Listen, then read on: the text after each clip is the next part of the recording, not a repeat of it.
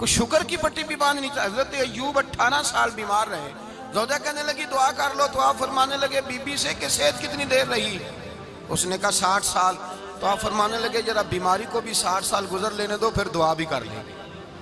یہ دعا کی اللہ، یہ لفظ کہے اللہ نے صحت دے دی، تندرستی آ گئی. ایک دن گھر میں بیٹھے بیٹھے زوجہ کہنے لگی کہ ایوب یہ بتاؤ دکھ اچھے کہ سکھ؟ آپ فرمانے لگے سارے دن ہی اللہ کے ہیں پر دکھ بڑے اچھے تھے. مجھ سے پوچھو تو دکھ بڑے اچھے تھے. کہا کس طرح؟ تو حضرت ایوب فرمانے لگے جب میں بیمار تھا تو 24 گھنٹے میں ایک دفعہ میرا رب میرا حال پوچھا کرتا تھا. ایک دفعہ میرا اللہ پوچھتا تھا ایوب تیرا حال کیا ہے؟ فرماتے ہیں 12 گھنٹے تو لذت ہی رہتی تھی کہ میرے رب نے میرا حال پوچھ لیا ہے، اور اگلے 12 گھنٹے میں انتظار کرتا تھا مالک حال دوبارہ کب پوچھے گا. فرمانے لگے اب صحت تو ہو گئی ہے پر اب میرا رب میرا حال تو نہیں نہ پوچھتا. بھائی مشکلات جو ہوتی ہیں وہ تو تجھے سجا دیتی ہیں، سوار دیتی ہیں. تجھے یاد آتا ہے کوئی اپنا، جب تجھے درد ہوتی ہے نا، تکلیف ہوتی ہے، پھر تیرا دل کرتا ہے کوئی کندھا ملے جہاں میں سر رکھ کے رہوں. پھر اسی لیے تو کسی درویش سے کسی نے پوچھا تھا اپنا کون ہوتا ہے؟ تو کہا جو تجھے دکھ کے وقت یاد آئے وہ تیرا اپنا ہے. جو تجھے عین آزمائش کے وقت یاد آئے اور تجھے اس کا نمبر فوراً تیرے موبائل پہ چلنے لگے وہ تیرا اپنا سجن ہے جس کو تو دکھ کے وقت یاد کرے. تو بھائی مشکلات کے بعد جو اللہ آسانی دیتا ہے. حضرت ابراہیم کو آگ میں بھی پھینکا گیا، حضرت ابراہیم علیہ السلام کو ستایا بھی گیا، نکالا بھی گیا، لیکن جب ان مشکلات سے گزرے تو میرا رب فرماتا ہے وَإِذِ ابْتَلَىٰ إِبْرَاهِيمَ رَبُّهُ بِكَلِمَاتٍ فَأَتَمَّهُنَّ قَالَ إِنِّي جَاعِلُكَ لِلنَّاسِ إِمَامًا. کہا جب ابراہیم پورے اترے تو پھر ہم نے انہیں امام بنا دیا. یا اللہ کس طرح کی امامت دی؟ فرمایا میں نے اتنی اعلیٰ شان عطا کی ہے کہ اپنے لاڈلے رسول کو جناب ابراہیم کی نسل میں پیدا فرما دیا ہے. میں نے مصطفیٰ کو ان کی نسل میں پیدا کر دیا، قیامت تک کے لیے ان کا وقار بڑھا دیا. اللہم صلی علی محمد وعلی آل محمد کما صلیت علی ابراہیم وعلی آل ابراہیم. ان کی عظمت بڑھا دی، اس لیے کہ جب وہ آزمائش سے گزر کر کے آئے پھر جو آسانی دی. میرے نبی پاک صلی اللہ علیہ وسلم نے دین ابراہیمی کی بہت ساری چیزوں کو رکھا. کہا میں ملت ابراہیمی پہ ہوں. جب کوئی مشکلات کو عبور کر کے آتا ہے، جب کوئی تکلیفیں سہ کر کے آتا ہے، اس کے لیے جو اجر ہوتا ہے، اس کے لیے جو پھر اللہ کتنی ذرا بڑی توجہ کیجئے گا. لوگ سمجھتے ہیں فلاں آدمی مشکل میں ہے تو شاید مشکل میں ہی رہے گا، فلاں آزمائش میں ہے تو شاید میرا اللہ فرماتا ہے ایک مشکل دے کے میں 2 آسانیاں بھی دوں گا. تم مشکل دیکھ رہے ہو، مشکل نہ دیکھو، وہ جو اس کو بعد میں آسانی آنے والی ہے، اور ڈبل جو میں اس پر نعمت کرنے والا ہوں اس کو دیکھو. حضرت یوسف کو بھائیوں نے کنویں میں ڈال دیا تھا، اور جب کنویں سے نکلے تو مصر کے بازاروں میں بکے، اور پھر زلیخا نے الزام لگایا تو حالات بگڑ گئے. حضرت یوسف کو جیل جانا پڑا. کتنی کٹھن زندگی تھی، لیکن میرے مالک کو کچھ اور ہی منظور تھا. کنویں میں گرنے والے، بازار میں بکنے والے، جیل میں جانے والے، الزام لینے والے جناب یوسف کو رب کریم نے اسی مصر کا بادشاہ بنا دیا. اللہ پاک نے اسی مصر کا حکمران بنا دیا. یاری تیری سونا ہے پر ازمیشاں تیریاں اگ. اے سونا پرکھیا جاوند آئی پہلو نال اگاں دے لگ. اس کے لیے تھوڑا سا جتن کرنا پڑتا، تھوڑے کٹھن حالات سے گزرنا پڑتا، تھوڑی آزمائشوں کا روپ دیکھنا پڑتا. ہم چاہتے ہیں کہ ہمیں چھیڑے کوئی نہ کوئی تکلیف نہ آئے، کوئی آزمائش. یہ ہو نہیں سکتا میرے بھائی. نامی کوئی بغیر مشقت نہیں ہوا. 100 بار جب عقیق کٹا تب جا کر نگی ہوا. ہم چاہتے ہیں کہ ہمیں کچھ بھی دقت نہ آئے، مشکلات نہ آئے. اور مشکلات تو انسان کو سنوارتی ہیں بھائی، وہ تو نکھارتی ہیں. کبھی پوچھا کرو جا کر کے کسی گندم کے دانے سے کہ تو کہاں سے ہو کے آیا ہے، کہاں سے نکل کے آیا ہے، تو وہ بتلائے گا کہ بڑے مشکل مراحل سے گزرا ہوں، اور پھر اللہ نے مجھے طاقت دی ہے کہ میں انسان کے وجود کا حصہ بناؤں. تو بھائی کٹھن مراحل، آزمائشیں، تکلیفیں، یہ انسان کو بڑا انسان بنا دیتی ہیں. یہ اس کے لیے ترقیوں کا پیش خیمہ ہوتی ہیں. ہمارے جوان پریشان ہو جاتے ہیں. عورتیں خاص کر کے اس بات پہ توجہ کریں، وہ بڑی جلدی غم لے جاتی ہیں. وہ کہتی ہیں جانے میرا کچھ ہوگا ہی نہیں، جانے میرا کچھ ہو ہی نہیں سکتا. میرے بھائی درجنوں اور بیسیوں لوگ ایسے ہیں جن کی اولادیں نہیں تھی لیکن نام ان کا ان سے بھی زیادہ ہے جو بڑے بڑے صاحب اولاد. حضرت خواجہ معین الدین اجمیری کو جانتے ہیں آپ لوگ؟ نہیں، جو جانتے ہیں وہ بولیں جانتے ہیں جی؟ لو جی، کافی سارے جانتے ہیں، تھوڑے جی رہ گئے نا مگر جانتے ہیں نا خواجہ صاحب کو؟ ان کے کسی بیٹے کو جانتے ہوں؟ نہیں جانتے، نہیں جانتے، نہیں جانتے آپ ان کے بیٹے کو۔ حضرت خواجہ معین الدین اجمیری رحمت اللہ تعالیٰ علیہ کے بیٹے کو نہیں جانتے، لیکن ویسے آپ ہندوستان میں کسی آدمی کو چھیڑ کے دیکھیں، وہ کہے گا میں خواجہ صاحب کا روحانی بیٹا ہوں، میں اولاد۔ حضرت غوث اعظم رضی اللہ تعالیٰ عنہ کی اولاد کو کم لوگ جانتے ہیں، لیکن آپ ویسے کسی کو پوچھ کے دیکھیں 11ویں والا پیر کون ہوتا ہے، ہر آدمی ہاتھ اٹھا کے بتائے گا خدا کے فضل سے ہم پر ہے سایہ غوث اعظم کا، ہمیں دونوں جہاں میں ہے سہارا غوث اعظم۔ لوگ جھوم کے بتلائیں میرے بھائی، یہاں لوگ پریشان ہو جاتے ہیں کہ اولاد ہوگی تو یہ ہوگا، فلاں ہوگا تو یہ ہوگا۔ بھائی ایسی کوئی بات نہیں، میرے پاس پیسے ہوتے تو میرا ابا بیماری سے فوت نہ ہوتا۔ جو مالدار ہوتے ہیں تو کیا وہ بچ جاتے ہیں؟ حضرت اسرائیل انہیں چھوڑ جاتے ہیں؟ او خدا کے بندے تو کیسی بات کر رہا ہے؟ یاد رکھ، یہ جو آزمائشیں ہوتی ہیں، یہ جو تکلیفیں ہوتی ہیں، یہ جو تھوڑے سے مشکل حالات ہوتے ہیں۔ حضرت یونس علیہ السلام کی دوستی ہوگی حضرت جبریل امین سے، جناب جبریل ملنے آئے۔ حضرت یونس علیہ السلام فرمانے لگے جبریل میرا دل کرتا ہے مجھے اس بندے کی ملاقات کرا جو اللہ کا سب سے زیادہ عبادت گزار بندہ ہے۔ حضرت جبریل امین لے گئے دور دور فلسطین کے علاقے میں، اور لے جا کر ایک بندے سے ملاقات کرائی جس کی دونوں آنکھیں بھی کوئی نہیں تھی، دونوں بازو بھی کوئی نہیں تھی، دونوں پیر بھی کوئی نہیں تھی، اور اس بندے کی زبان پر لفظ بڑا کیا جاری تھے، یا اللہ تیرا شکر ہے، یا اللہ تیرا، بول کے کہیے یا اللہ تیرا، اے اللہ تیرا شکر ہے۔ شکر شکر کر رہا تھا۔ حضرت جناب سیدنا یونس علیہ السلام کہنے لگے میں نے تجھے عبادت گزار کو ملانے کو کہا تھا، تو کہاں لے آیا؟ تو حضرت جبریل کہنے لگے یا یونس، یہ ہر چیز جانے کے باوجود اپنے رب کی رضا پہ راضی ہے۔ اس وقت دنیا میں نبیوں کے بعد جس سے اللہ سب سے زیادہ پیار کر رہا ہے وہ یہی بندہ ہے، یہ اپنے رب کی رضا پہ راضی ہے۔ اے تن میرا کنگی ہووے تے میں زلف سجن دی باواں، تے پوش میرے دی جتی بن جائے تے میں یار دی قدمی آواں، مارو مارو مینو مار مکاؤ کوئی عذر نہ پیش لے آواں، تے جے سونا ہی میرے دکھ وچ راضی، جے سونا ہی میرے دکھ وچ راضی، جے سونا ہی میرے دکھ وچ راضی، تے میں سکھ نو چلے ڈاواں، مالک جب اس حال میں راضی ہے تو بس ٹھیک ہو گیا، ٹھیک ہو گیا۔ وصل اچھا ہے نہ فراق اچھا ہے، بس جس حال میں محبوب رکھے وہی حال اچھا ہے، بس جس حال میں انہوں نے رکھا بات ٹھیک ہو گئی۔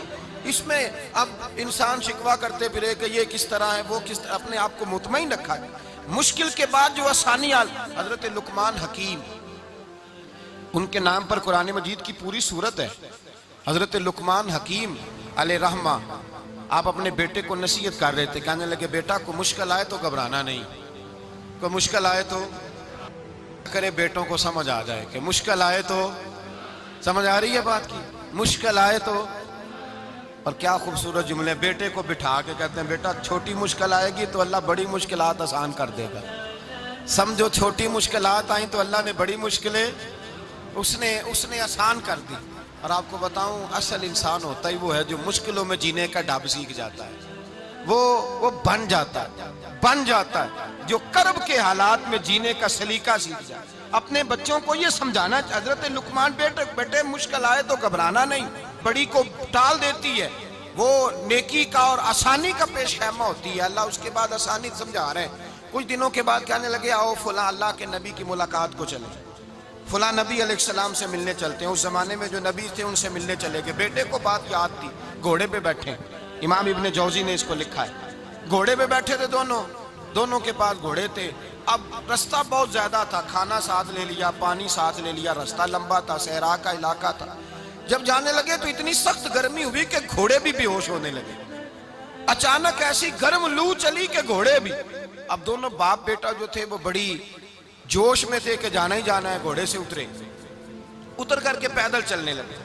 اب پیدل چلتے چلتے ذرا آگے گئے تو اب گرمی میں جتنا بندہ پیدل چلتا ہے اتنا پیاس بھی زیادہ لگتی ہے، تو پانی پیتے رہے، کھانا کھاتے رہے، کھانا پانی بھی ختم ہو گیا۔ تھوڑا آگے چلے نا، اس قدر تکلیف بڑھی کہ حضرت جناب لقمان کے بیٹے کے پیر کے اندر ایک ہڈی پیوست ہو گئی، اتنی بڑی ہڈی تھی وہ اندر ہی چلی گئی پیر میں، خون کے فوارے گرنے لگے، بیٹا بے ہوش ہو گیا۔ حضرت لقمان اس کے سرانے بیٹھے تو بیٹا تھا نا، آنکھوں میں آنسو آ گئے۔ بیٹے نے آنکھ کھولی تو کہنے لگا ابا جی آپ تو صبر کرنے والے ہیں، آپ رو رہے ہیں؟ فرمایا بیٹے میں کیا کروں، میرے سینے میں جو دل ہے وہ ایک باپ کا دل ہے، تو باپ جو ہوا تیرا، تیری دکھ پر رونا آیا۔ بڑی مشکل سے دانت کے ساتھ ہڈی نکالی، ہڈی نکلی تو خون بھی چلا۔ صاحب زیادہ کہنے لگا حضور آپ نے تو کہا تھا ہر مشکل کے بعد آسانی ہوتی ہے، اور چھوٹی مشکل دے کے اللہ بڑی سے بچا لیتا ہے، تو ہم تو اچھے کام چلے تھے، مشکل پہ مشکل، مشکل پہ مشکل، یہ کیا ہے؟ حضرت لقمان کہنے لگے بیٹا نہ تو رب کی حکمتوں کو جانتا ہے نہ پوری طرح میں جانتا ہوں، لیکن جو میں نے کہا تھا وہ بات سچی ہے۔ فَإِنَّ مَعَ الْعُسْرِ يُسْرًا إِنَّ مَعَ الْعُسْرِ يُسْرًا، اللہ ہر مشکل کے بعد آسانی عطا فرمائے گا، اور فرمایا میرا ایمان ہے کہ ضرور ضرور عطا فرمائے گا۔ یہ بات کہہ رہے تھے کہ سامنے سے دھواں اٹھا، اتنا سخت دھواں اٹھا کہ آپ نے سوچا شاید وہاں بادیا وہاں جاتے، وہاں چلنے لگے تو پیچھے سے کسی نے آواز دی ٹھہر جاؤ، رکو، وہیں رک گئے۔ تھوڑی دیر گزری تو کہا رک جاؤ، جب رکے تو ایک بولنے والا بولا، کہنے لگا تمہارے لیے تھوڑی دیر کے بعد جانوروں کا بندوبست کر دیا جائے گا، کھانے کا بھی بندوبست ہو جائے گا، بچے کا پیر بھی صحیح ہو جائے گا، چلے جانا، لیکن ذرا ٹھہرو۔ حضرت لقمان کہنے لگے بولنے والے تو کون ہے؟ تو کہنے لگے میں اللہ کا فرشتہ ہوں، میں اللہ کا فرشتہ ہوں۔ کہا اللہ کے فرشتے اور یہ سارا کچھ کیا ہے؟ تو فرشتہ کہنے لگا اصل بات یہ ہے کہ سامنے بستی پر مجھے عذاب نازل کرنے کا حکم ملا تھا، آپ بڑی تیزی سے آ رہے تھے، میں نے رب سے دعا کی کہ اللہ اس باپ بیٹے کی غلطی کوئی نہیں، مہربانی فرما۔ رب نے پہلے آپ کو صحرا میں الجھایا، پھر میری دعا کی برکت سے آپ کے گھوڑے ٹھہر گئے، پھر میری دعا کی برکت سے آپ کا پانی ختم ہوا، پھر میری دعا کی برکت سے آپ کے بیٹے کو زخم آیا، پھر میری دعا کی برکت سے سامنے سے دھواں اٹھا۔ فرمایا یہ جو تمہیں مشکل پہ مشکل آ رہی تھی، یہ تو میرا رب تمہیں عذاب سے بچانا چاہ رہا تھا، یہ جو تمہیں مشکل پر مشکل آ رہی تھی تو میرا مالک تمہیں عذاب سے بچا رہا تھا، تم سمجھ نہیں رہے تھے۔ حضرت لقمان نے بیٹے کی طرف دیکھا تو بیٹے کہنے لگے ابا جی بات بالکل سچی ہے، افضل الذکر لا الہ الا لا الہ الا، اور پھر پڑھنے لگے حسبنا اللہ و نعم الوکیل نعم المولا و نعم النصیر۔ یہ ورد ہونے لگے۔ بھائی جب تجھے مشکل آتی ہے، آزمائش آتی ہے، تو اس وقت سمجھتا ہے پتہ نہیں میرے ساتھ کیا بننے لگا ہے۔ اللہ تبارک و تعالیٰ چھوٹی مشکل دے کے تجھے بڑی سے محفوظ رکھتا ہے، چھوٹی بیماری دے کے تجھے بڑی سے محفوظ رکھتا ہے۔ بلکہ میں ایک دفعہ ایک تکلیف میں، ایک آزمائش میں مبتلا ہو گیا، تو میں نے اپنے حضرت سے کہا کہ حضور سارے دکھ کٹھے ہی آ گئے، کیا کیا جائے؟ تو آپ فرمانے لگے بڑے خوش نصیب ہو، جوانی میں اللہ نے دکھ دے دیے، بڑھاپے میں آئے تو برداشت نہیں ہوتے، یہ تو بڑے وقت پہ آ گئے، شکر ادا کرنا چاہیے، اس زمانے میں برداشت نہیں ہوتے، اب آسانی ہے، ان کو برداشت کرو، ہمت کرو۔ میرے بھائی یاد رکھیں آزمائشیں، تکلیفیں آپ کو بڑا کرنے کے لیے آتی ہیں۔ ہم آزمائش کو برا جانتے ہیں، دکھ کو برا جانتے ہیں، دکھ تو بڑے پیارے ہوتے ہیں، یہ رونے کا سلیقہ سکھاتے ہیں، یہ اللہ کو منانے کا طریقہ سکھاتے ہیں، یہ مسجد میں جانے کا۔ وہ جو سکھی بندہ ہے نا، سکھی، مجھے ایک صاحب کہنے لگے دو قسم کے لوگ مدینے سے آتے ہیں، مدینہ شریف پوچھنے لگے، کہنے لگے حضرت جی دو قسم کے بندے ہیں، کچھ واپس جاتے ہوئے تڑپ رہے ہیں، کچھ تصویریں کھینچ رہے ہیں رخصتی کے وقت، فرق کیا ہے؟ تو میں نے کہا وہ جو تصویریں کھینچ رہا ہے وہ امیر آدمی ہے، اسے پتہ ہے کہ میں پھر ٹکٹ لے لوں گا، مہینے کے بعد پھر آ جاؤں گا، اور یہ مدینہ چھوڑتے ہوئے تڑپ رہا ہے، یہ کوئی غریب ہے، یہ کہہ رہا ہے پتہ نہیں دوبارہ موقع ملے کہ نہ ملے، یہ دکھی ہے، یہ آزمائش میں دکھی۔ سکھی بندہ تو مکے جا کے نہیں روتا، وہاں بھی کھڑا ہے، ڈٹ کے کھڑا، دکھی کوئی نہیں تو روئے کیسے؟ روئے کیسے؟ دکھیے دی گل دکھیا ہی جانے، دکھیے دی گل، کیا خوبصورت لفظ ہے میاں صاحب کی، اور لفظوں میں حسن دیکھے، کہنے لگے دکھیے دی گل دکھیا ہی جانے تے سکھیے نو کی خبراں، تے یار جنہاں دے موت نے مارے روندے نہیں تک تک قبراں۔